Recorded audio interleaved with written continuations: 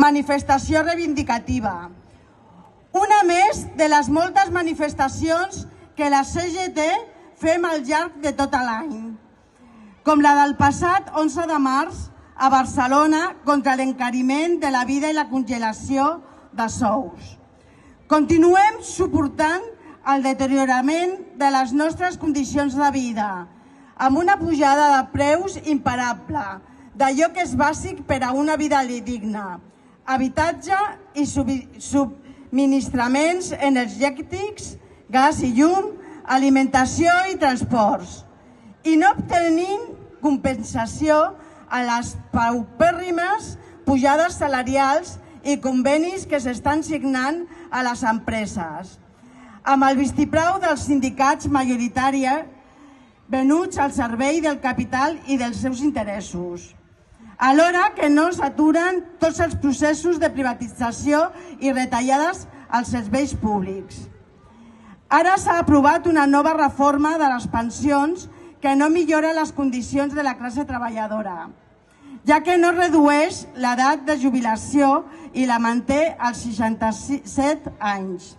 Paral·lelament, en comptes de recolzar allò públic, s'han creat els plans de pensió d'ocupació, que volen ser els substituts dels maleïts plans de pensions privats i que, per descomptat, seran gestionats pel sector privat.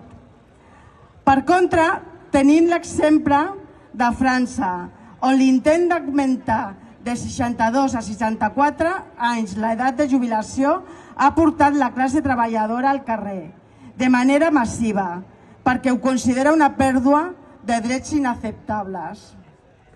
Amb una taxa d'atur propera al 13% i una taxa d'atur juvenil proper al 30%, hem de reprendre amb força la reducció de la jornada laboral i el repartiment de la feina. Treballar menys per poder treballar tothom. Evidentment, sense reduir el salari, perquè el que cal fer és repartir els beneficis empresarials i la riquesa del capital. Mentrestant, les lleis Mordassa no es deroguen i es mantenen com una eina de control i repressió de la protesta. L'any del centenari de l'assassinat del Salvador Seguí, obrer anarcosindicalista, ens ha de servir com a exemple que des de sempre els drets s'aconsegueixen amb l'acció directa i la lluita al carrer i als centres de treball. Contra la pujada asfixiant de preus, acció directa!